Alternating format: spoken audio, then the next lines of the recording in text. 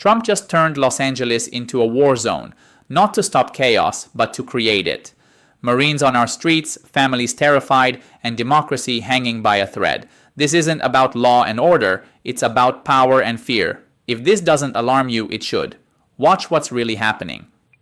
This brazen abuse of power by a sitting president inflamed a combustible situation, putting our people, our officers, and even our National Guard at risk. Many of you have seen the video clips of cars burning on cable news. If you incite violence, I want to be clear about this. If you incite violence or destroy our communities, you're going to be held to account. But we do not want our streets militarized by our own armed forces, not in LA, not in California, not anywhere. Trump is pulling a military dragnet all across Los Angeles, well beyond his stated intent to just go after violent and serious criminals. His agents are arresting dishwashers, gardeners, day laborers, and seamstresses. That's just weakness masquerading as strength. Donald Trump's government isn't protecting our communities, they're traumatizing our communities. And that seems to be the entire point. If some of us could be snatched off the streets without a warrant, based only on suspicion or skin color, then none of us are safe. All right, California Governor Gavin Newsom delivering an address last night, responding to President Trump sending military forces into Los Angeles. The governor took a defiant tone, calling on Americans to stand up to the president. It came hours after Trump defended his decision to deploy service members while giving a rally-style speech at Fort Bragg in North Carolina. We'll go through all of that and what it means in just a moment. Also ahead, we'll have an update on trade talks between the Trump administration and Chinese officials in London. Plus, we'll bring you the latest from Eastern Europe as Russia continues to escalate its attacks on Ukraine, launching yet another deadly strike overnight. And we'll be joined by Democratic Congresswoman Mikey Sherrill of New Jersey, who will be the state's Democratic candidate for governor this fall. Good morning and welcome to Morning Joe. It's Wednesday, June 11th, along with Willie and me. We have co-host of our fourth hour, contributing writer at The Atlantic, Jonathan Lemire, U.S. special correspondent for BBC News and the host of the Rest is Politics podcast, Katty Kay. MSNBC contributor Mike Barnicle is with us, and former Republican Congressman Carlos Curbelo of Florida. He's an MSNBC analyst. And Willie, we begin once again out west, where tensions are running high and a couple of narratives are playing out here at the same time. Yeah, and a curfew is now in place in downtown Los Angeles after those clashes between protesters and law enforcement. Mayor Karen Bass ordered the curfew last night, saying it will, quote, stop bad actors who are taking advantage of the president's chaotic escalation. Mayor Bass says she expects the curfew to be in place for several days. There have been hundreds of arrests since Friday. It all comes as the Trump administration has activated 700 Marines and 4,000 members of the National Guard there in L.A. The troops have been helping federal immigration agents carry out raids across the country, a move that is expected to cost about $134 million for 60 days of operations. California has filed a lawsuit seeking to block the Trump administration from activating those troops. A federal judge is set to hear that case tomorrow. Meanwhile, Governor Newsom slammed President Trump in a formal address last night, as we heard a minute ago, criticizing the president for federalizing the National Guard and deploying Marines to L.A. and accusing him of fanning the flames of the protests. Newsom also described Trump's actions as an assault on democracy while issuing a warning to other states. Donald Trump, without consulting California law enforcement leaders, commandeered 2,000 of our state's National Guard members to deploy on our streets illegally and for no reason. This brazen abuse of power by a sitting president inflamed a combustible situation, putting our people, our officers, and even our National Guard at risk. That's when the downward spiral began. He doubled down on his dangerous National Guard deployment by fanning the flames even harder. And the president, he did it on purpose. This isn't just about protests here in Los Angeles. When Donald Trump sought blanket authority to commandeer the National Guard, he made that order apply to every state in this nation. This is about all of us. This is about you. California may be first, but it clearly will not end here. Other states are next. Democracy is next. Democracy is under assault before our eyes. This moment we have feared has arrived. Joining us now from Los Angeles is NBC News correspondent Camila Bernal. Camila, good morning. We spoke at this time yesterday. Things had calmed a bit. What was the situation overnight, particularly with this curfew of a certain area, a relatively small area of Los Angeles, put into effect?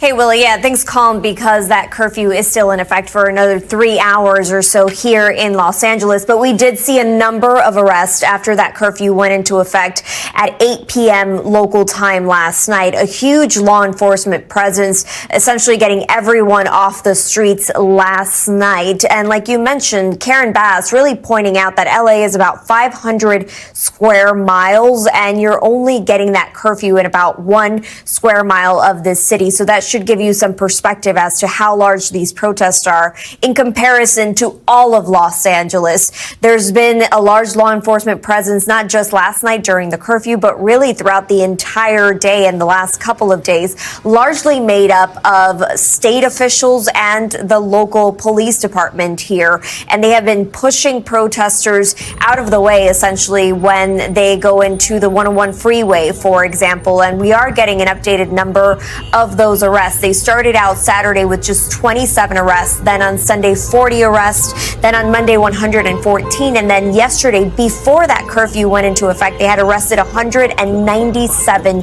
people. So you're seeing those numbers increasing. We're expecting more because of that curfew, but officials saying you're not going to be able to go on the 101 highway. You're not going to be able to vandalize and create problem within the city of Los Angeles. Officials saying they're going to continue to look at tape and prosecute people, hold people accountable if they are putting that graffiti all over the streets of LA. That's one of the biggest problems that authorities want to get a handle of, and it's why, in part, why they put this curfew in place. They're also telling protesters that if you're vandalizing and looting, you're not standing up for migrants. Those were the words of Karen Bass. And then, of course, there's this political fallout and this political fight between Karen Bass and Gavin Newsom against the president, and the two leaders here in California saying that the president has escalated this, has put fuel to this fire, and they say there are two simple reasons as to why this has escalated. One being the raids and the immigration agents going into local businesses, going into schools, for example. The governor is saying there were unmarked vehicles at a school and saying that children are afraid to go to their own graduation. And then the other aspect is, of course, the National Guard, the Marines, people on the ground here not wanting to see that, and that creating escalations and tensions here in Los Angeles. But I do want to point out that the day yesterday ended very peacefully. There was a vigil taking place with interfaith leaders and a lot of people just wanting this to be about the migrants, this to be about the central issue and not about the violence and what you're seeing when things escalate between protesters and police officers, Willie. Camila, depending on where you get your information, you're getting two very different stories of what's happening in the streets of Los Angeles right now. Yeah. Mayor Bass, Governor Newsom saying they're mostly peaceful. There are some bad actors who, yes, are committing violence and damage, and they should be arrested and prosecuted. Everyone agrees on that, I think. But then if you watch other channels, it's chaos in the streets. And if you listen to the President of the United States, it's chaos on the streets. Him seizing on a couple of clips played on a loop that he's been talking about. So you're there, you're covering these protests, you've got sources on the ground. What is the truth? What do these protests actually look like? Yeah, there is some aspect of chaos, but it's relatively small in comparison to Los Angeles and in comparison to the protesters. You're seeing so many members of law enforcement almost in comparison to these protesters. So once these ones that want to escalate things and want to create trouble start doing so, that's when you, of course, have the cameras ready and present and capture a lot of these images that essentially get blown up and there's this narrative of LA is on fire, and it's not. That is not the case. It's a very small area. Things were getting a lot more calm and a lot more peaceful yesterday. But what Mayor Bass and Governor Gavin Newsom are saying is, yes, things are getting more peaceful, but then you start talking again about the National Guard and the Marines, and then people get angry and upset. But again, usually it is a smaller group of people in comparison to the people that are protesting peacefully and that want to get their message across. Willie. NBC's Camila Bernal reporting for us from Los Angeles again this morning. Camila, thanks so much. Mika? Yeah. So, Jonathan Lemire, you have a new piece reporting in The Atlantic, and it's a piece you co-wrote. It's entitled, "The White House is Delighted with Events in Los Angeles." You write in part this: "Indeed, officials at the White House told us they are satisfied with the way the LA confrontation has unfolded. They believe that it highlights their focus on immigration and law and order and places Democrats on the wrong side of both. One widely circulated photo showing a masked protester standing in front of a burning car waving a Mexican flag has been embraced by Trump supporters as a distillation of the conflict. A president unafraid to use force to defend an American city from those he deems foreign invaders. We couldn't have scripted this better," said a senior White House aide, granted anonymity to discuss internal conversations. "It's like the 2024 elections never ended. Trump is strong while Democrats are weak and defending the indefensible." A lot of concern that Democrats are being played here in a big way, even the media to an extent. What more can you tell us about your reporting, Jonathan? So, Mika, certainly the White House, as you just read, very pleased with how this is going so far. They think these are some of the president's strongest issues and that he looks like a commander-in-chief in charge situation. Democrats in 2024 certainly recognized, and throughout much of the Biden years, that immigration was a vulnerability for them. I will say, though, that Democrats in the last day or two have been happy to stop talking about immigration as much and more about the president's use of the National Guard. They feel like that's much safer political terrain for them, that a lot of Americans are upset with the idea of the military, the Marines, even on the streets of an American city. And certainly there are some Republicans, the piece also notes, that we've spoken to who worry the president might be on the verge of overreaching here, playing too much with the military.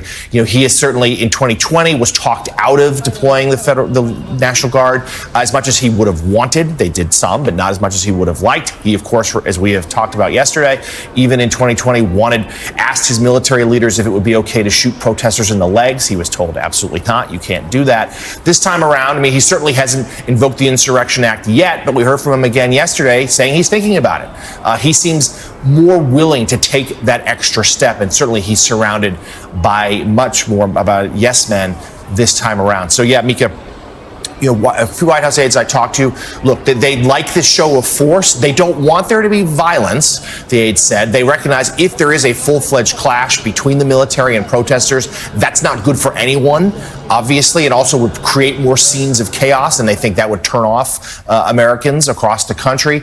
But Willie, right now, they like this idea that the president looks like he's a man of action. They, of course, are very critical of how the California governor and the Los Angeles mayor have handled this. There's pushback, of course, from the other side, but they feel like this plays right into the strengths. A strong leader and gets to talk about immigration. And they have to create this scene of chaos with the help of some images from their friends in the media to justify to what they're doing. So, Carlos Curbelo, let's talk about the way that the governor, the mayor of Los Angeles have handled this. They have said again and again over the last several days, if you commit violence, you will be arrested, you will be punished, we will track you down and find you. Yes.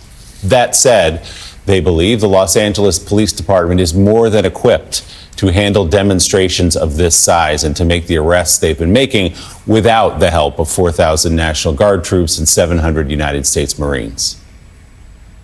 Yeah, Willie, I think this is really Gavin Newsom's moment, right? And I think he has handled it with sobriety. I think he's trying to control the narrative. It's very difficult when you're competing with some of the images that keep getting replayed on the news. And a lot of this is newsworthy. I mean, when people are assaulting federal government agents, that is a big deal, and that should be covered, and every network has covered it. Now, of course, there's some exaggerations in terms of how widespread this is, how violent it is, and that's what Gavin Newsom and Karen Bass are having to contend with. But I really do think what Newsom is trying to do here is to win the middle of the country. And I think it makes a lot of sense to de-emphasize the immigration issue. Immigration is still not a good issue for Democrats. The majority of the American people don't trust the Democratic Party on the immigration issue. So to shift to the excessive use of force does make a lot of sense to me. Defense Secretary Pete Hegseth testified yesterday before the House Appropriations Subcommittee on Defense. Lawmakers wasted no time pressing the secretary about the deployment of troops to L.A. Secretary Hegseth defended the move and suggested the use of the National Guard for Homeland Defense would expand under President Trump. The governor of California is unable to execute the laws of the United States. The president, you said all the governor of the California has failed to protect his people, along with the mayor of Los Angeles, and so President Trump has said he will protect our agents, and our Guard and Marines are proud to do it. The law also says, Mr. Secretary, that the orders for these purposes shall be issued through governors of the states. You and I both know that President Trump has all the authorities necessary, and thankfully he's willing to do it on behalf of the citizens of Los Angeles, on behalf of our ICE agents, and behalf of our country. Secretary Hegseth also responded to reports the National Guard members were not prepared for the activation following a San Francisco Chronicle feature detailing how some members have been left without adequate sleeping arrangements. There have been photographs that have shown these troops sleeping on the floor and have not been provided fuel, food, or water by DoD. How long will this deployment last, and why were we unprepared to provide them basic necessities such as food and water? The commanders and troops on the field are very well prepared, sir. They responded incredibly rapidly to a deteriorating situation with equipment and capabilities. So you have these comments, Mike Barnacle. President Trump also had an address at Fort Bragg yesterday. What do you make of so far these deployments and what they might prognosticate for the future? You know, Mika, this is literally a tale of two cities. There's the tale of one city being told by the administration by sending the National Guard and the United States Marine Corps, combat-ready Marine Corps, onto the streets of an American city.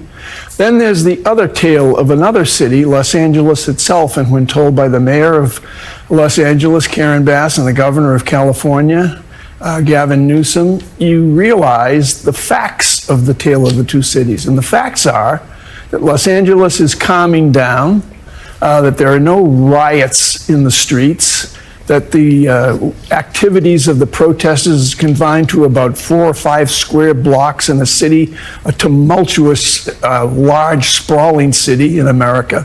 4 or 5 blocks, that's it. And Katty K, the tale of two cities is being told by the media. It's we know this, we're in this business, but the impact of pictures that people see on their TV tell a story that's not really accurate. I mean, the flames, the cars being burned, the police being thrown, concrete blocks at the police. That's been taken care of by the Los Angeles Police Department. They have restored order on their streets, and yet it's hard to understand the other tale being told by the administration. Yeah, I mean, you're right. I spoke yesterday to a couple of political strategists, one Democrat, one Republican, both from California, and both of them agreed that in the context of California history, these protests have frankly been pretty minor. They're contained to downtown. They haven't really spread. One of them said that in Sacramento, by the end of the day, it was just like a picnic. So I think there is the reality that the protests aren't particularly big, but there is also the White House's message, as you're suggesting, and as Jonathan was saying earlier, that works very well for the administration. And all of that leaves Democrats in this tricky position. How do they get the message out? Do they just try and hope that if this calms down, it looks like having the military out on the streets is overkill by the administration, but if the protests continue, either in Los Angeles or in other Democratic-run cities around the country, is the White House able to claim credit for having calmed down a situation, even if that situation was not particularly aggressive in the first place? And I think that's why it's hard for somebody like Gavin Newsom, who has his own political future in the Democratic primaries to think of for the presidential run, to figure out exactly how to handle this and exactly where to stress where they're going to do their messaging. Trump's military dragnet in LA isn't about safety, it's about fear. Arresting dishwashers and gardeners, that's not law and order. That's political theater dressed in camouflage. Gavin Newsom's warning rings loud. If basic rights can be erased in California, they can be erased anywhere. Democracy is being trampled. The president's words, big, beautiful bill. He was extremely critical. Does it have any impact? I don't think so. I think a lot of congressional Republicans have kind of dismissed this as Elon Musk getting emotional, getting a little too heated about his breakup with the White House. And frankly, I don't think anyone at the White House wants him back. Elon Musk, while a very good political ally for this president, did create a lot of chaos in the White House, did overstep his authority, get into other people's turf. Everyone remembers that cabinet meeting where Marco Rubio and Sean Duffy pushed back in front of everyone, and President took their side. So I just think, even though Elon may want to make peace, everyone's kind of happy to see these two go their separate ways.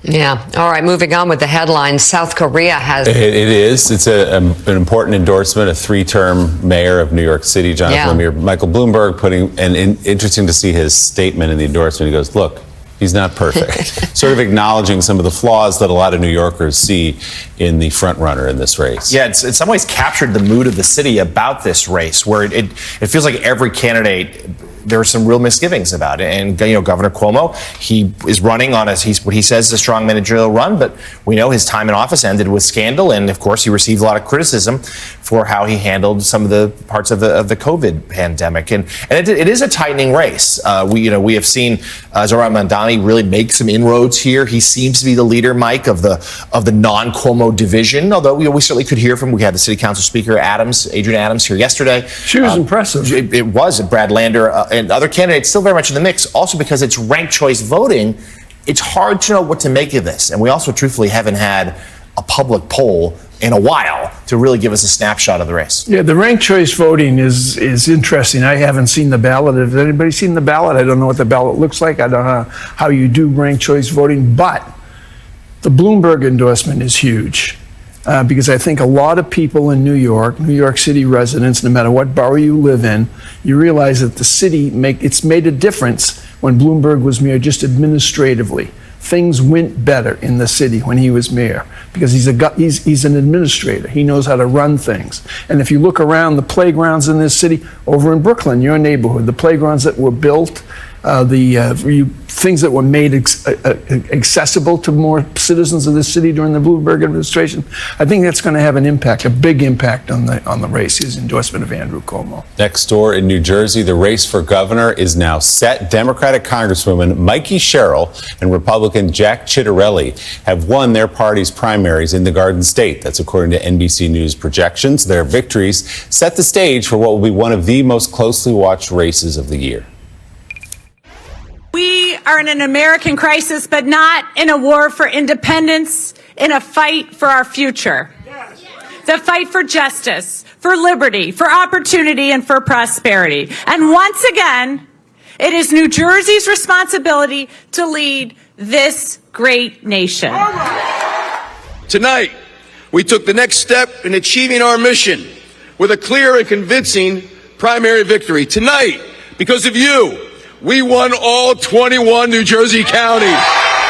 Ciattarelli, who has the support of President Trump, defeated 4 other Republicans very comfortably in the race. Sherrill beat 5 Democrats. She also won by double digits. New Jersey, one of 2 states with governor's races this year, with the contest likely to be an early sign of how voters are responding to President Trump's second term.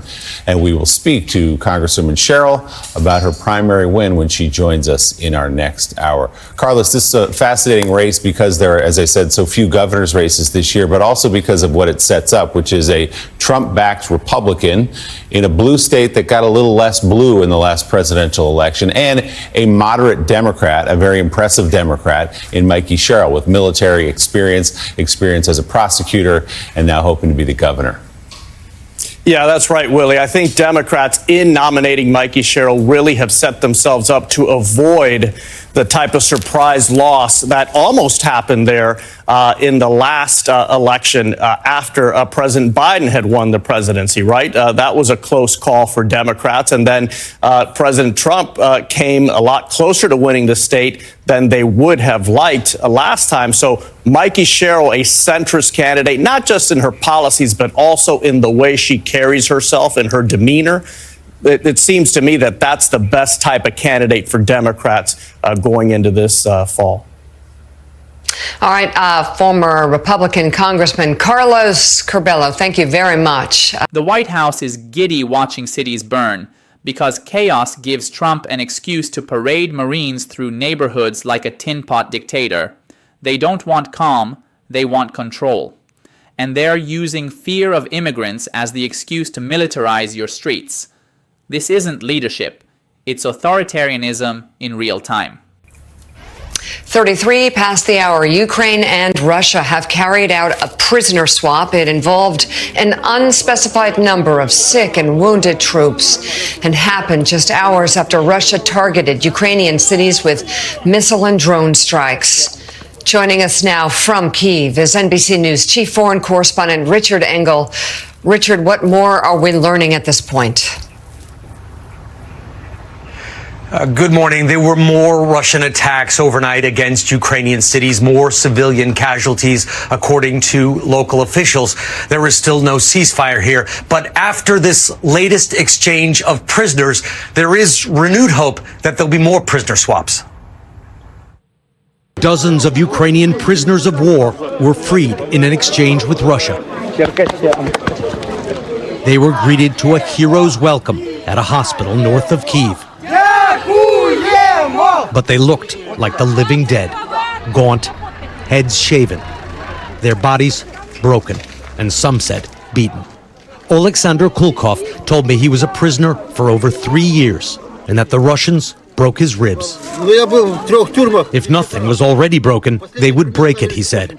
Hundreds of families of missing Ukrainians tried to show the POWs photographs, hoping one of them might have seen their lost father, son, or brother. Olga Serhichuk had no luck. I am happy for those who have been returned, but I am so sorry my husband is not among them, she said. But just a few feet away, Tanya Shestak couldn't contain her joy. A prisoner saw her father days ago and said he's doing well. This is the first information. Yes. First time you learned that your father is still alive. How are you doing? Oh, very. Very exciting. I can feel you squeezing my arm. Wow. A Russian official this morning said that Russia has handed over the bodies of fallen Ukrainian soldiers, and Ukraine has confirmed that it received the remains of more than 1,000 of its troops. Richard, meanwhile, President Zelensky, of course, has said that this is just the beginning of what could be a very complicated and sensitive process. Beyond the prisoner exchange, what are people in Kyiv, officials in Kyiv, telling you about the American position at the moment? Because the understanding in Washington seems to be that President Trump is just really distancing himself from this process. So Ukrainians haven't washed their hands completely of the American negotiations, the American mediating role. There's frustration here. There's no longer confidence among most Ukrainians, among Ukrainian officials, although they don't like to say it publicly, in the American role. Most people here don't believe that President Trump is a fair and balanced player here, that he has Ukraine's interests in mind. But the Ukrainians are still dependent on American support, and so they are still engaged in this process. And a Russian official just this morning said that a new round of negotiations is expected to take place quite soon in Moscow. So in the background, these negotiations are still ongoing. But Kathy, I must say that the average Ukrainian has very little confidence that President Trump is on this country's side. NBC News chief foreign correspondent Richard Engel live this morning from Kyiv. Richard, thanks so much. United States and Chinese negotiators have agreed on a framework, at least, to get trade negotiations back on track. Commerce Secretary Howard Lutnick says the deal should result in restrictions on rare earth minerals and magnets being resolved. Both sides will now take their plan to President Trump and President Xi for approval. Meanwhile, a federal appeals court has allowed President Trump's tariffs to remain in effect while it reviews a lower court decision that said the president exceeded his authority in imposing those tariffs. Let's bring in the anchor of CNBC's Worldwide Exchange, Frank Holland. Frank, good morning. So let's go back to China and the United States, that framework of a deal. Is there some hope, at least on Wall Street, that this may result in an actual deal more than a framework? You know what? I mean, hope springs eternal, of course, really, as you know, and good morning to you and everybody back there. But we are seeing a bit of a muted start to lower start on Wall Street. As many investors, they may have already priced in some type of improvement in U.S.-China relations. Of course, we did see what most people would consider progress with the quote-unquote handshake related to export controls on U.S. tech to China and rare earth exports to the U.S. from China. We also got some level setting from China, and this is important. Their vice premier and lead negotiator in these talks saying, in part, China's not looking to fight, but willing to fight if needed, also saying that China is sincere in these negotiations, but it also has principles. So I think a lot of people are going to spend some time kind of reading between the lines of those comments. Of course, as you mentioned, a final deal depends on President Trump and President Xi. So technically, there still is some ways to go here. And then also, as you mentioned, there's some other developments that could impact the U.S. markets. Reportedly, the U.S. and Mexico, they're getting closer to a deal on tariffs. Europe also telling the U.S. the July 9th deadline to reach some type of trade and tariff deal. In their mind, that's just a best case scenario. It's just a best case scenario, not necessarily a deadline or a hard date that it has to happen. And then, as you also mentioned, the so-called retaliatory tariffs or Liberation Day tariffs, those are still in place. So yesterday, I spoke with a former U.S. diplomat, and even they admitted they're having a hard time keeping track of all these different trade and tariff developments. They also said, and this is important, when it comes to China, they expect China to remain strategic with the U.S. when it comes to rare earth exports, to really set the tone when it comes to negotiations and conversations going forward, either pulling back those exports or allowing them as needed to send a message or to show that they're, in favor of some of the moves that the U.S. is making. And just for edification, I know you guys have probably talked about it. Rare earths are used in almost everything from cars to laptops to mobile phones. They also help create magnets for cars, which are very much needed. And while they're relatively plentiful around the world, China at this moment manufactures about 90% of them because many other countries, including the U.S., they block production or make the process very difficult due to environmental concerns. Also today, and this seems like a secondhand kind of thing, we got the CPI inflation report. Inflation is forecasted to tick up very slightly. I spoke with the chief investment officer of a Wall Street firm who says they're watching this to see if this is possibly the start of inflation re-accelerating due to tariffs or if it's just an outlier. So a lot of questions today. You anticipated my next question. Very good, Frank. The general concern about these tariffs for a lot of people, among many, it was that they were going to jack up prices down the road here in the United States. They were going to cost consumers. They were a tax on consumers. We'll learn more when that report comes out today, the Consumer Price Index report a little bit later this morning. But so far, have we seen the kind of inflation that people were worried about? And is that concern still out there that, yes, eventually downstream, that these tariffs could lead to high prices for people out buying groceries? Well, we've seen it, but not necessarily in the hard data. CPI and PCE, those are really the hard data that we look at. But we've seen it in different surveys where we hear in the manufacturing sector that prices are going up, input costs are going up, which generally is passed on to consumers. In fact, we had one of the biggest aluminum producers in the world on my show earlier today, and they said the price of aluminum is going up due to these aluminum and steel tariffs, and they're going to pass it along to customers. They're not looking to absorb any of it or very little of it. And then we heard from other companies like a company that a lot of people know, but you don't know by name, Train. They create they build the American standard air conditioning units and other things like that. They're kind of strategic. They're passing on some of the costs when they can. They're absorbing it when they can. So if you're going to go buy an air conditioner, well, maybe it'll be a higher price due to those tariffs. So it just depends on the industry and the company, how they're just kind of trying to tackle the situation when it comes to tariffs. But certainly today's CPI report is going to be closely watched to see what areas we're seeing inflation. Will it be in areas like shelter where you're not necessarily seeing the impact of tariffs, or will it be other areas like hard goods? All right, CNBC's Frank Holland. Willie, I'm going to anticipate your other question really quick.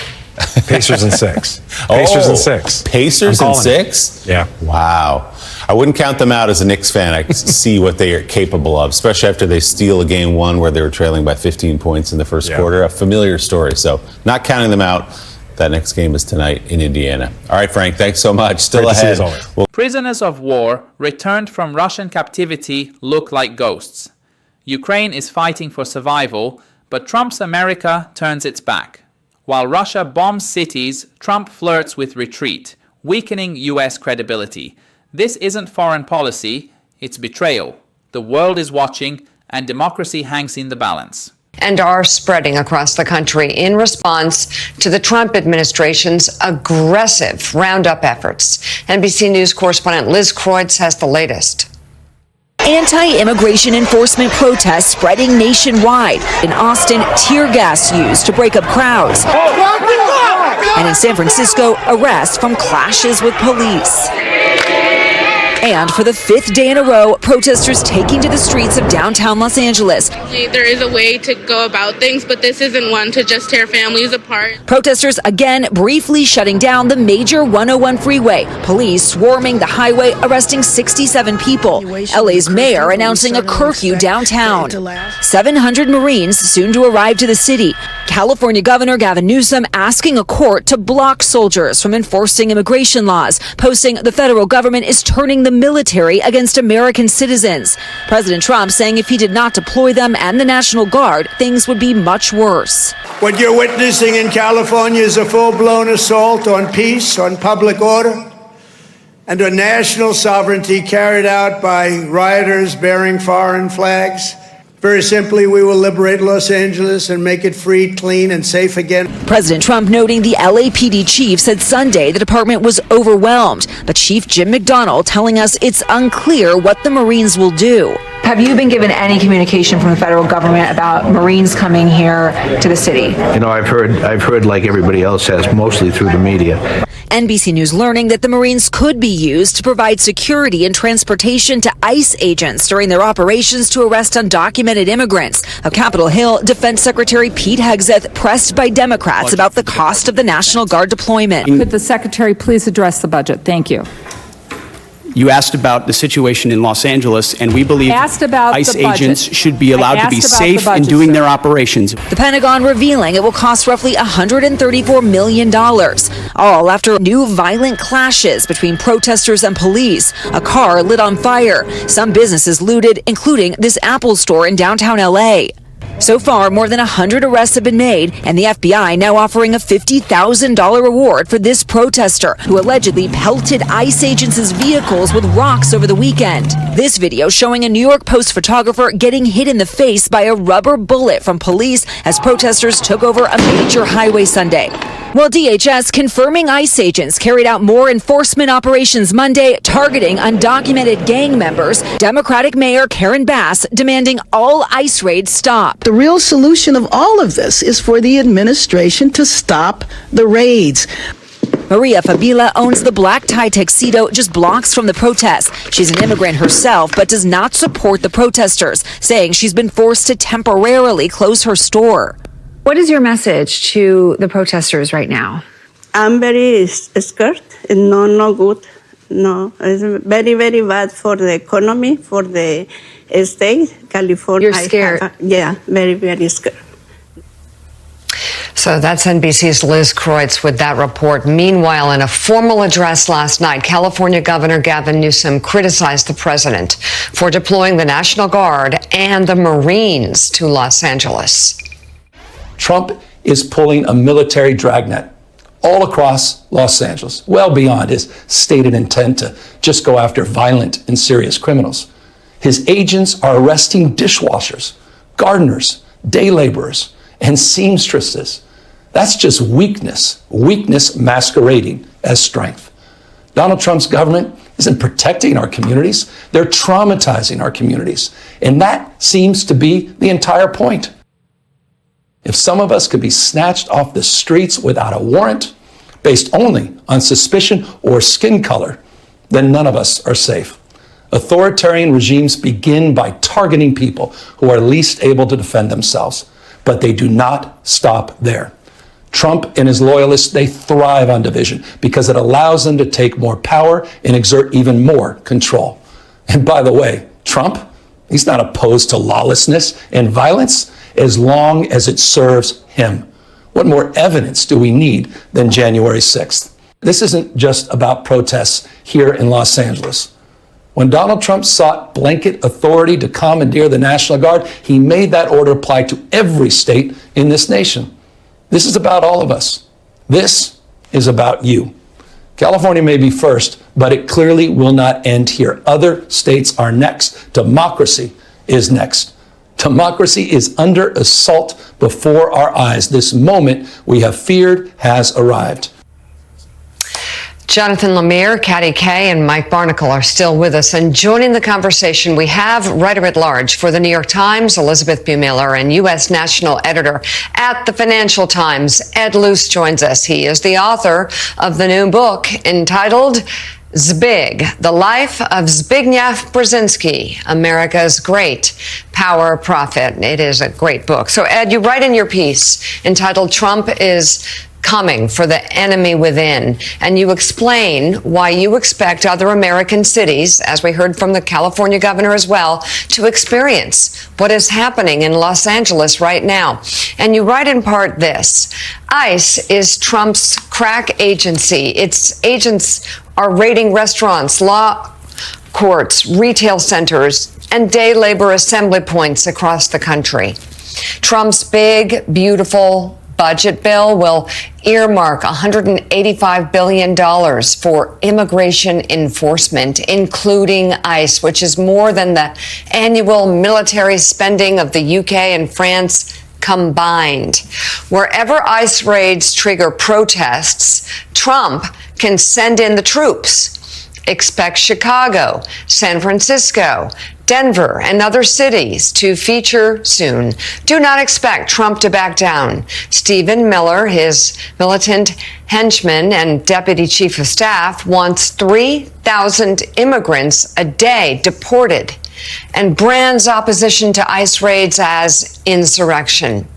Expelling that many people will require a lot of armed manpower. The economic bill will show up in the form of higher food prices and home construction costs. The toll on the U.S. rule of law and social stability will be incalculably higher. And Ed, a lot of people would, well, tell me what this looks like to you. How would you describe what is happening?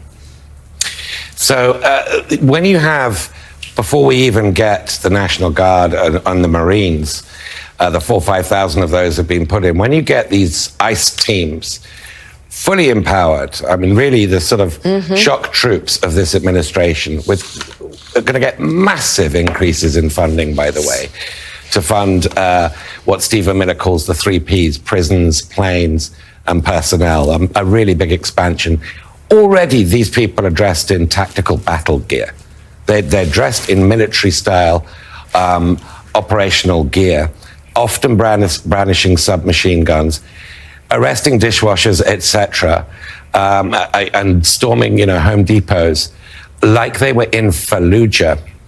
And you've got then troops needing to back them up. I don't think they do need to back them up, but you've got troops needing to back them up.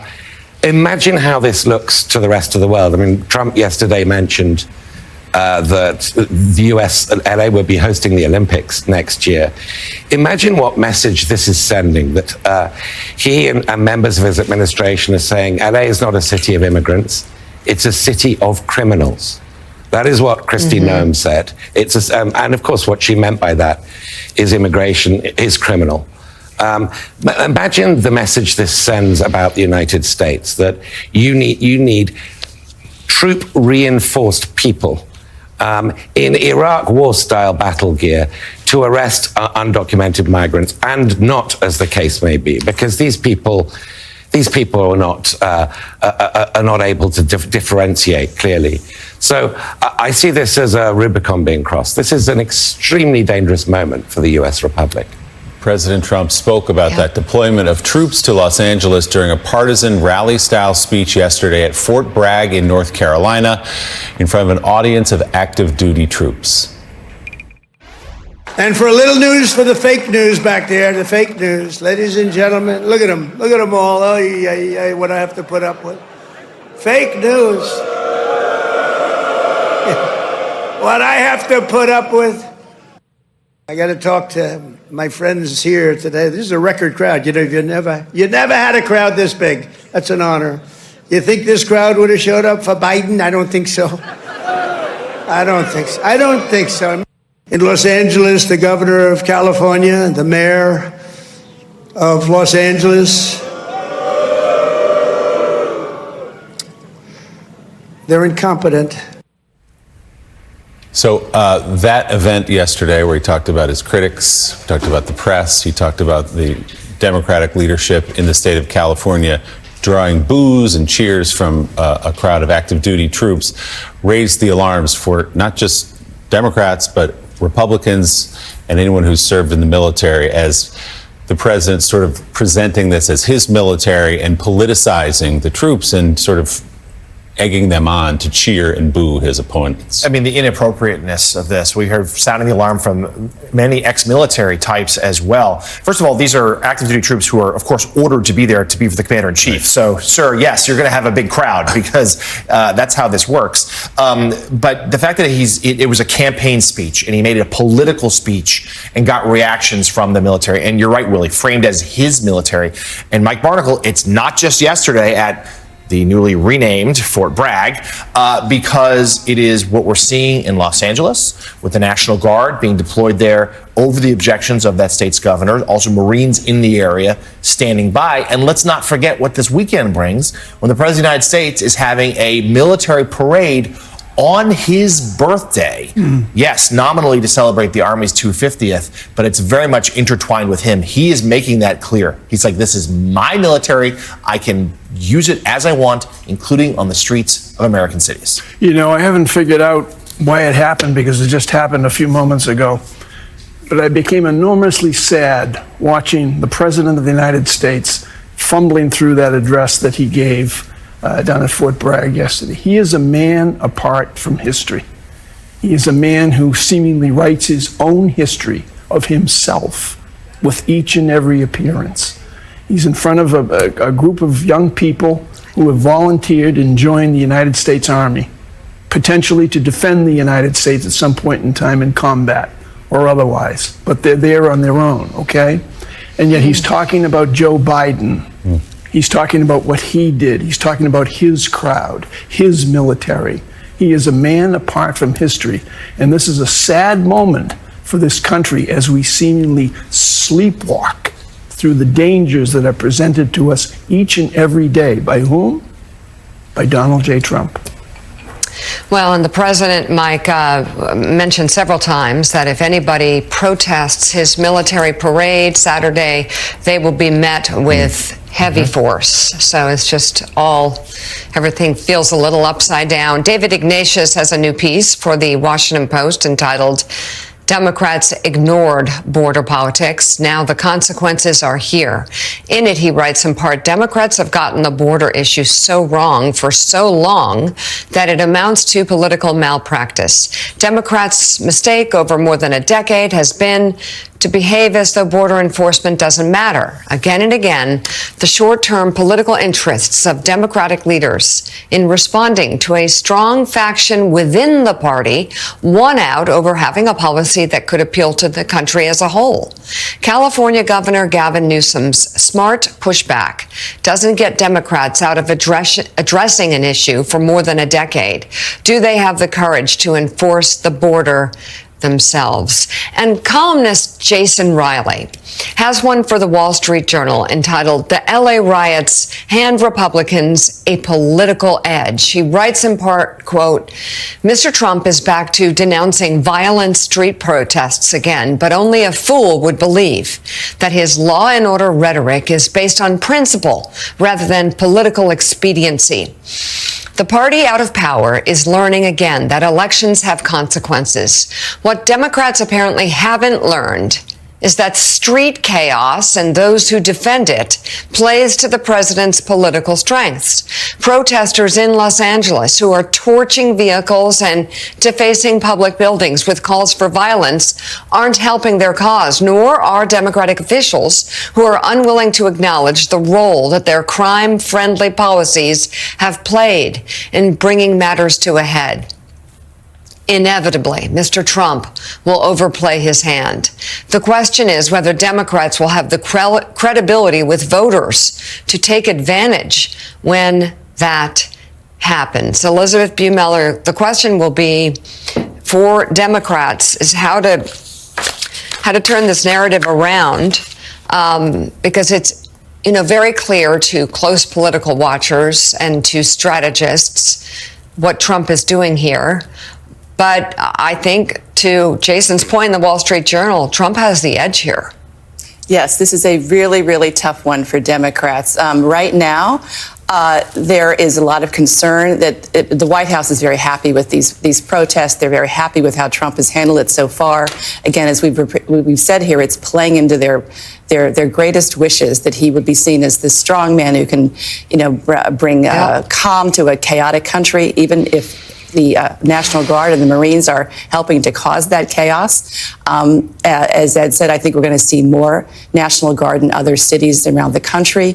And then on this weekend, on Saturday, we're going to see a column of tanks rolling through the streets of Washington celebrating Trump's 79th birthday and, of course, the 250th birthday of the Army. But it's wrapping the commander-in-chief, Donald Trump. It's wrapping Donald Trump personally as this is his military, and it's a really tough one for Democrats. I do think that if we see National Guard on the streets of New York or Chicago, engaged with protesters, and there's real violence between the two sides, that is going to be a problem for Donald Trump. He does tend to overplay his hand. He's done it numerous times already in the first 5 months of its administration. But it's a tough one for Democrats, and you saw that Gavin Newsom was focusing on the violence and Trump's overplaying his hand more than on immigration, which is a tough one for Democrats. Ed, I'm interested in kind of what would create some kind of pushback against this. At the moment, it seems like the White House does have public support, and the images, of course, of the riots, even overplayed from Los Angeles, increase that. But do you think there is something about the immigration story on this, whether it's the labor shortages that could result if workers are either being deported or they're just afraid to turn up to workplaces, that could produce pushback? Or are there images of certain groups of people, whether it's elderly women or children being deported, that might produce kind of unease amongst the American public that could turn this around against the White House's strategy? So it's a great question. I mean, the recent YouGov Economist poll that conducted in the last couple of days showed that there is a strong disapproval, a clear majority disapproving of the way Donald Trump is going about this, but also a clear majority, similar number, in fact, disapproving of the way protesters are going about this. So, I mean, a lot of this is going to be settled in a battle for public opinion as to which side is seen as upholding the rule of law. And so I was quite pleased on that. I know people have their criticisms of him, but I was quite pleased to see Governor Newsom framing it very clearly in those terms, and talking about the fact that Trump isn't putting these troops and National Guardsmen in there to uphold the rule of law, but to provoke further incidents, to create the inflammation that provides the need for them.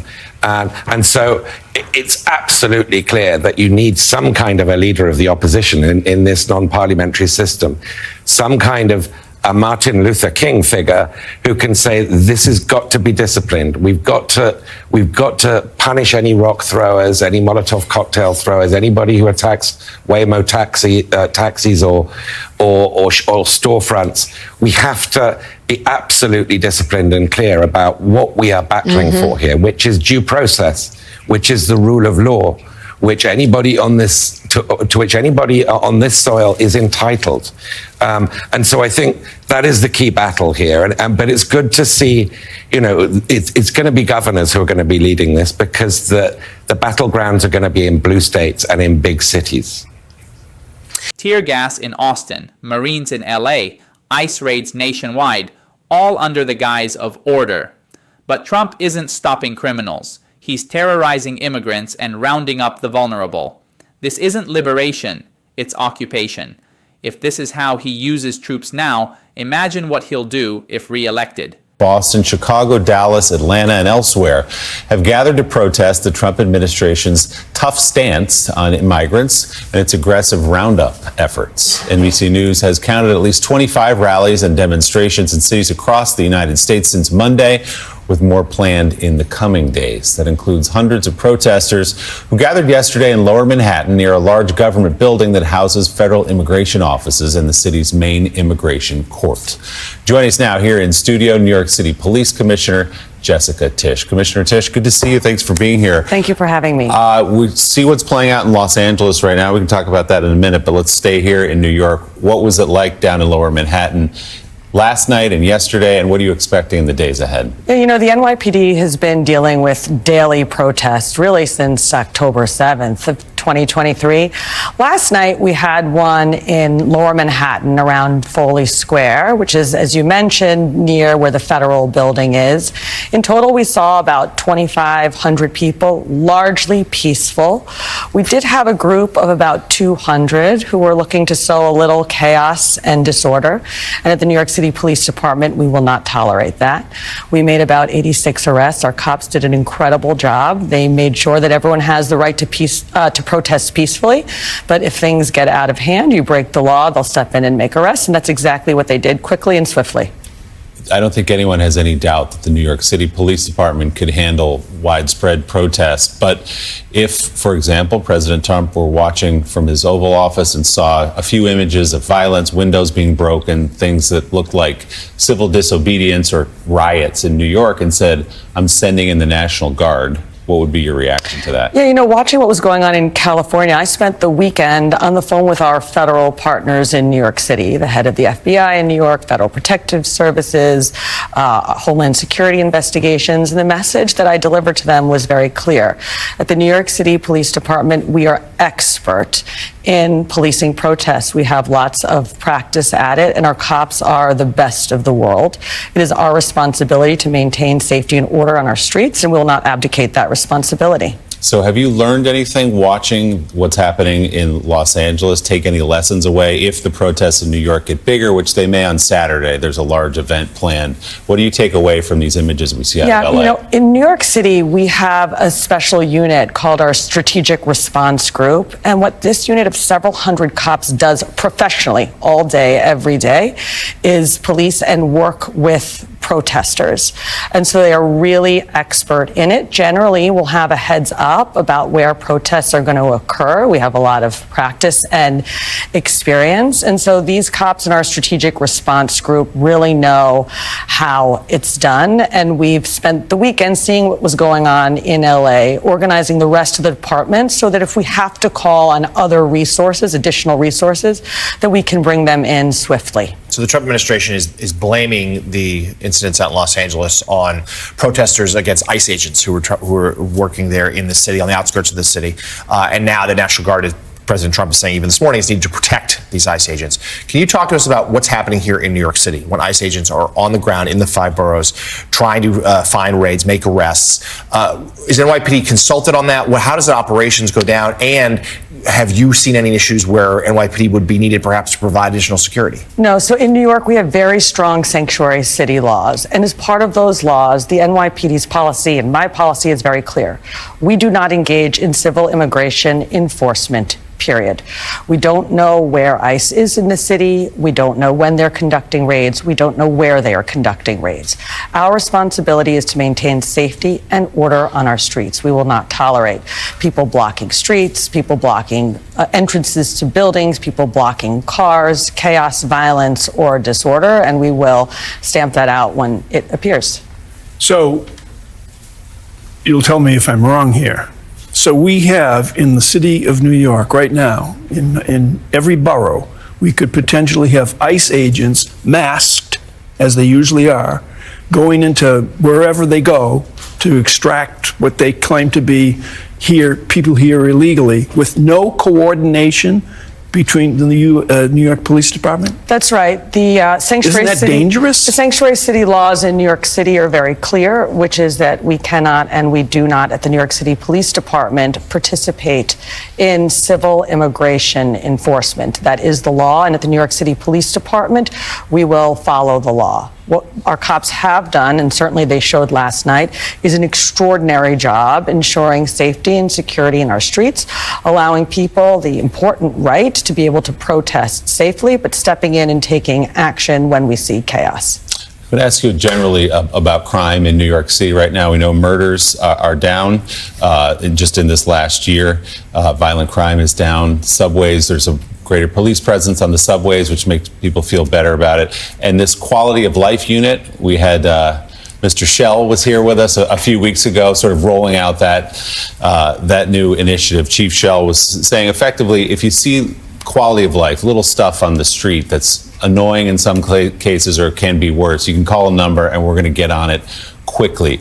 Can you talk a little bit about the idea behind that and why you believe that's an important part of your policing? Sure. In New York City, it's important, obviously, for all 8.5 million New Yorkers to be safe. It's also important for them to feel safe. And in New York, over the first 5 months of this year, we have seen record low numbers of shootings and murders. Our cops have done an extraordinary job being at the right places at the right times and really stamping out gun violence in New York City. But the numbers don't tell the full story in terms of perception. And the fact of the matter is, New Yorkers could see careening e-bikes, panhandling, hear loud noise, and the police need to be able to respond quickly and appropriately to those types of quality of life issues that all 8.5 million New Yorkers across all 5 boroughs see on a day-to-day basis. So we've reorganized a piece of the department to be able to be more responsive to 311 calls for service in much the same way we have long been responsive to 911 calls for service. Yes, so some of the smaller stuff you see, which does add up to a feeling about the city. It's all about the feeling of safety. All right, New York City Police Commissioner Jessica Tisch will be watching these protests closely this week. Thanks for being here. We appreciate it. Thank you for having me. Nationwide protests erupt, but Trump wants tanks on American streets to protect ICE?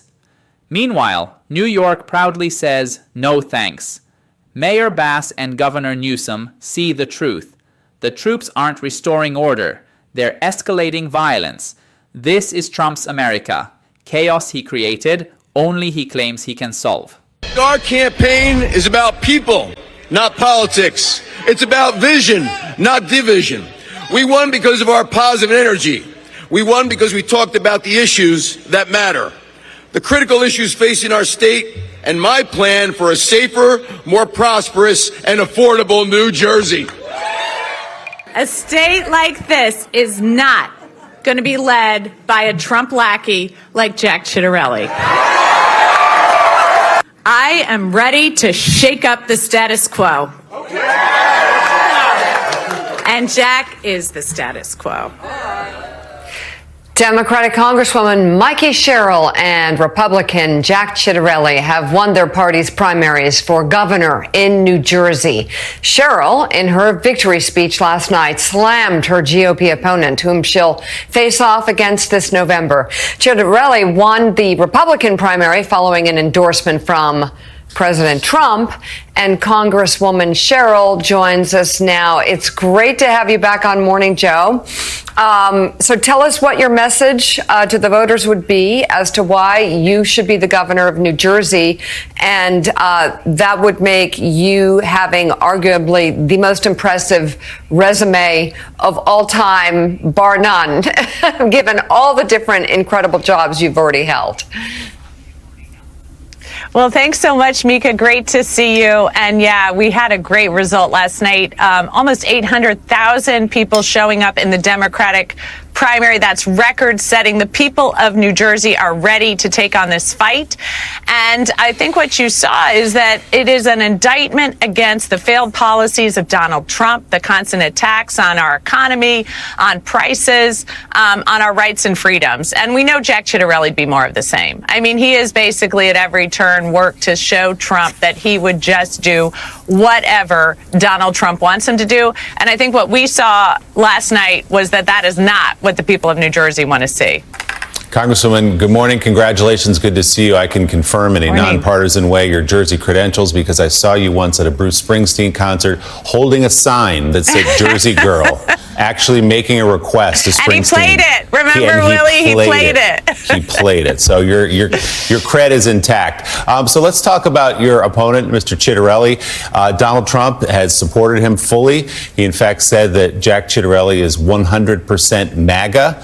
So you've tied him to Donald Trump and the policies of this administration. The thing is, that might not be totally a bad thing for him in New Jersey, considering Donald Trump only lost a state I grew up in, which was very blue, by 6 points. That's to say that Donald Trump's popularity is increasing in New Jersey. So how do you walk that line between trying to get some of those Trump voters to your side and criticizing Jack Ciattarelli for being tied to Donald Trump?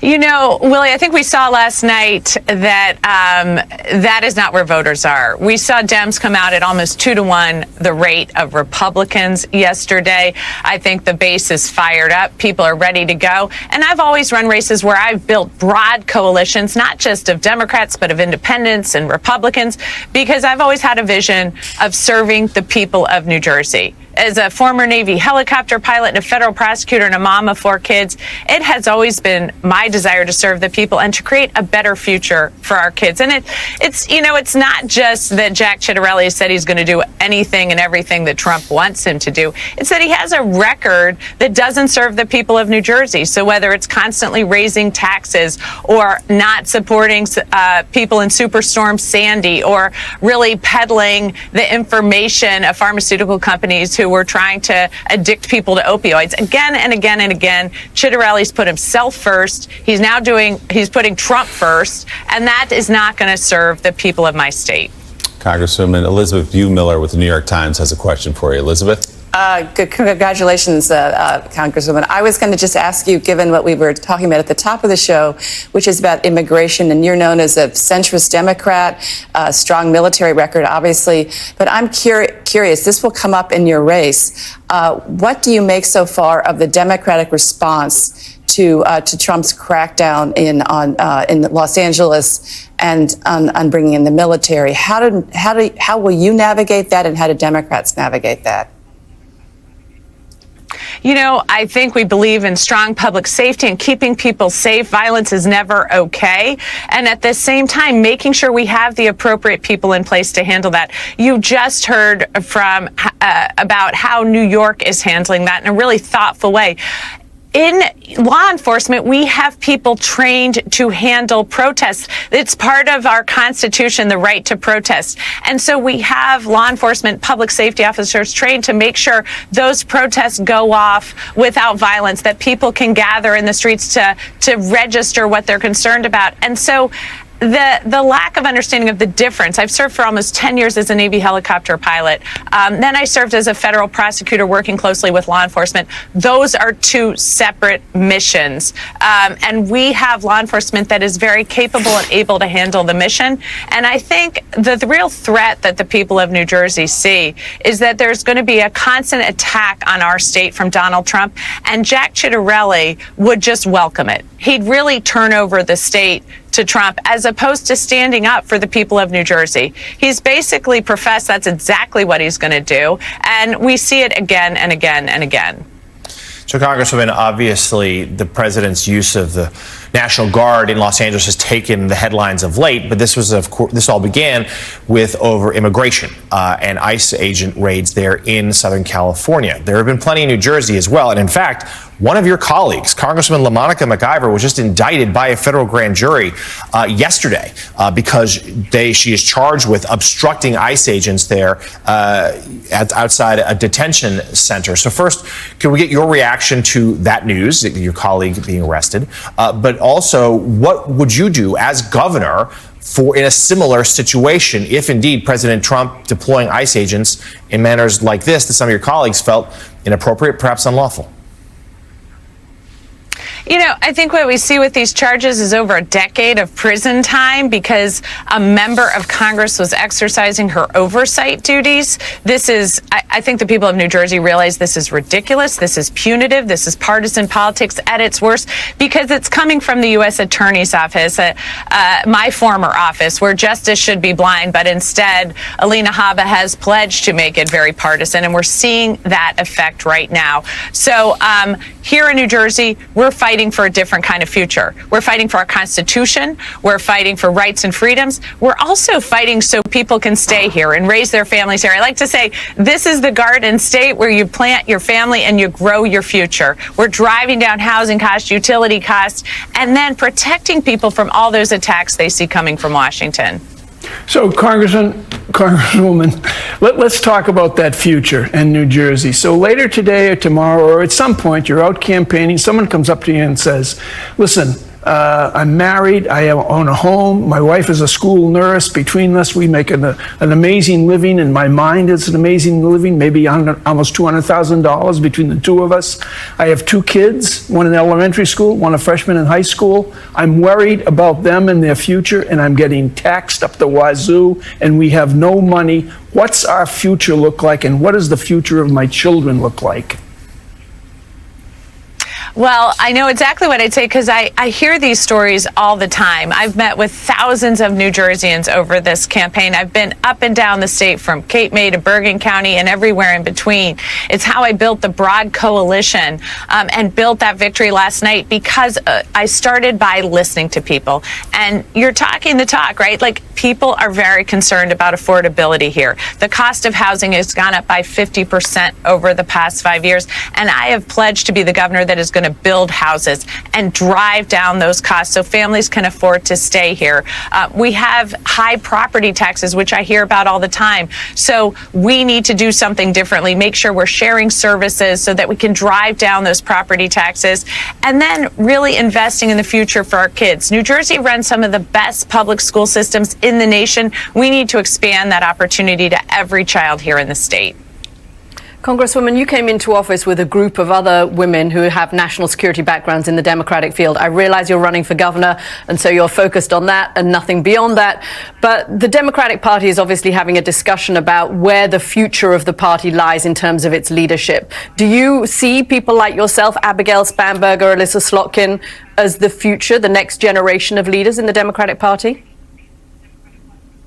You know, I think what you saw last night with that huge turnout, like I said, almost 800,000 people. I keep saying that number because it's a mind-boggling number for a Democratic primary in a non-presidential year. It's a record-setting number. We've never had a primary that large in New Jersey.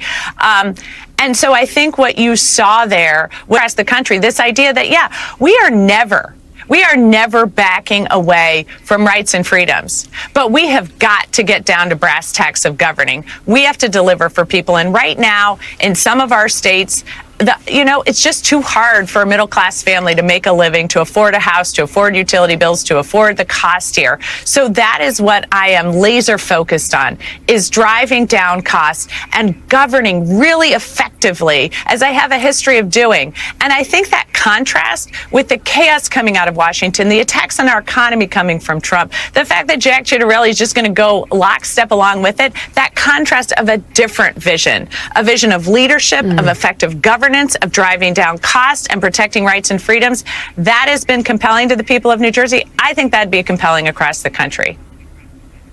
Democratic Congresswoman and New Jersey Democratic gubernatorial nominee, Mikey Sherrill. Thank you very much for coming on the show this morning. Thanks so much. All right. We appreciate it. Writer-at-large for the New York Times, Elizabeth Buemiller. Thank you as well. Always great to see you. Mikey Sherrill wins big by standing for normalcy while Trump's lackeys promise chaos. Voters want housing, healthcare, peace, not partisan witch hunts and Trump clones. Ciattarelli is MAGA's yes man, but New Jersey is not buying it. Sherrill's message is clear. Democracy is on the ballot, and sanity is the choice. It's just about 10 minutes before the top of the hour. Director of National Intelligence, Tulsi Gabbard, posted a bleak video on social media warning of a nuclear holocaust. The 3-minute video includes imagery of atomic blasts and simulations of American cities and landmarks like the Golden Gate Bridge being destroyed. Gabbard blames the political elite for pushing the world's superpowers into a global war. This isn't some made-up science fiction story. This is the reality of what's at stake, what we are facing now. Because as we stand here today, closer to the brink of nuclear annihilation than ever before. Political elite and warmongers are carelessly fomenting fear and tensions between nuclear powers. Perhaps it's because they are confident that they will have access to nuclear shelters for themselves and for their families that regular people won't have access to. Jonathan Lemire, what's the backstory here? So she went to Hiroshima recently, and that's what she says is why she's posting this. But in most ways, she's accused of parroting Russian talking points here.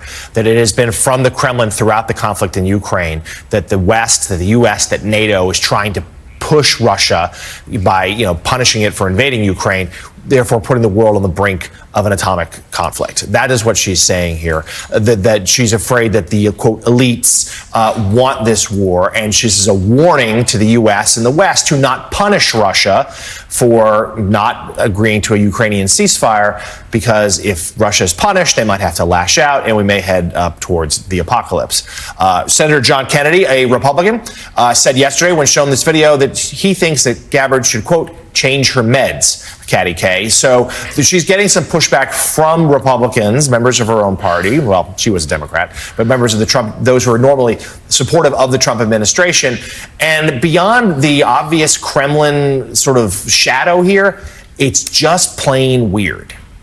Yeah, it's pretty weird and very ominous. It went out to 3.5 million followers. I mean, I think I would add, is this the best use of the DNI's time? Yeah. This very well produced. I mean, we do television. This is like a kind of mini documentary. But there's something about this kind of anti-elite, we heard it in the attacks on top universities that comes from the kind of populist strain of the Republican Party at the moment, or at least of the White House at the moment. And there's something even stranger, which is this idea that there is some kind of secret cabal that is behind the scenes pulling the strings, and yet we have Donald Trump in the White House. Is she suggesting that even though Donald Trump is president at the moment, there's still actually this kind of group of secret elites that's running things? I mean, that doesn't seem to add up. So the whole thing is pretty weird. I agree with the senator. It's kind of odd. Yeah, Mike, it raises the question, is this just something she's freelancing on? Is this coming from the United States government? Her office was asked by a few media outlets and said Donald Trump shares this view too, which, as John points out, is exactly the view of Vladimir Putin, which is don't support Ukraine too much. You're only going to escalate this war. Give us everything we need here. But this is, a 3.5-minute video from the director of national intelligence. Ominous is a friendly word. I think bizarre is more like it. Repeat that again. She's the director of national intelligence. These people have jobs that they ought not to have. You wonder, to your point that you raised, did she bounce this off the president? Did she show it to him and say, what do you think? And he said, go for it? Who knows? I mean, the series of appointments in this administration is something that we gloss over day after day after day. Tulsi Gabbard. The most dangerous, I would submit, is Robert F. Kennedy Jr. and what he's doing to the health of this country, or the lack of health, potentially, for your children who need vaccines, things like that. All of it is just part of a parade of incompetence, just visible incompetence. You just saw part of it right there, right now. It's the director of national intelligence. In just a moment, we will go back to Los Angeles for a live report as large protests are expected again today over ICE raids in. I would submit is Robert F. Kennedy Jr. and what he's doing to the health of this country, or the lack of health, potentially, for your children who need vaccines, things like that. All of it is just part of a parade of incompetence, just visible incompetence. You just saw part of it right there, right now. Tulsi Gabbard warns of nuclear annihilation. As Director of National Intelligence, this isn't a defense briefing. It's a Kremlin echo chamber. While Ukraine resists tyranny, Gabbard parrots Putin. Trump's appointments aren't just incompetent, they're dangerous. America deserves real intelligence, not fear-mongering conspiracies from the top of its intelligence apparatus. Let's call this what it is: a deliberate descent into authoritarianism, cloaked in the language of law and order. What Donald Trump is doing in Los Angeles, deploying thousands of National Guard troops and hundreds of Marines to the streets of a U.S. city, is not about protecting public safety. It's about staging a political theater of control, dominance, and fear. California Governor Gavin Newsom called it exactly right. This is a brazen abuse of power by a sitting president. Not only did Trump bypass local authorities, but he federalized California's National Guard without consent, commandeering 2,000 service members in what looks less like emergency response and more like martial law. And for what? To round up not violent criminals, as Trump's handlers like to claim, but day laborers, dishwashers, and gardeners. This isn't justice. It's political cruelty masquerading as leadership. What makes this even more chilling is the glee, the absolute glee, coming out of the White House. As journalists like Jonathan Lemire reported, senior Trump aides are delighted with how events are unfolding. One even said, "It's like the 2024 elections never ended." To them, images of a burning car and a protester with a Mexican flag are not moments of crisis. They're campaign materials. They're using human suffering to score political points. Let's be crystal clear. This is not strength. It's weakness, wrapped in a flag and armed to the teeth. The story isn't limited to California. Trump's military dragnet is a national strategy. We now know that his order to deploy forces applies to every state. As Newsom warned, California may be first, but it won't be the last. Democracy is next. This is a warning flare for the rest of the country. What starts in LA could end in your city, on your street. And if you think this is just about immigration, think again. Trump and his sidekick Stephen Miller have a plan. Deport 3,000 people per day. That's going to take an army. And that's exactly what they're assembling. ICE agents raiding schools, Marines backing them up like it's a war zone, and all of it funded with a big, beautiful immigration budget bigger than the military spending of France and the UK combined. That's not border enforcement. That's the architecture of authoritarianism. Let's not forget the visuals. Combat-ready troops in unmarked vehicles outside schools. Families too scared to attend graduations. Arrests without warrants. Entire communities living in fear not of crime, but of their own government. And while Trump parades around Fort Bragg, whipping up applause from active duty soldiers, what we're really watching is a president politicizing the military, cheered on by troops who've been ordered to stand in formation, while their commander-in-chief trashes his opponents on live TV. This is not normal. This is dangerous. And still, Trump threatens more. He openly muses about invoking the Insurrection Act.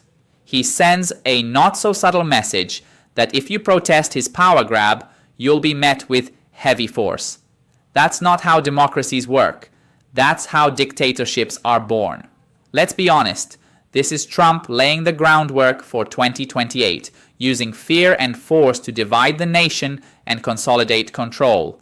And the media, some of it anyway, helps him do it, playing fiery clips on loop while ignoring the bigger truth. Most of these protests are peaceful. The real chaos isn't in the streets, it's in the Oval Office. If we don't stop it now, if we don't expose this strategy for what it is, we'll wake up in a country we no longer recognize, and we'll only have ourselves to blame.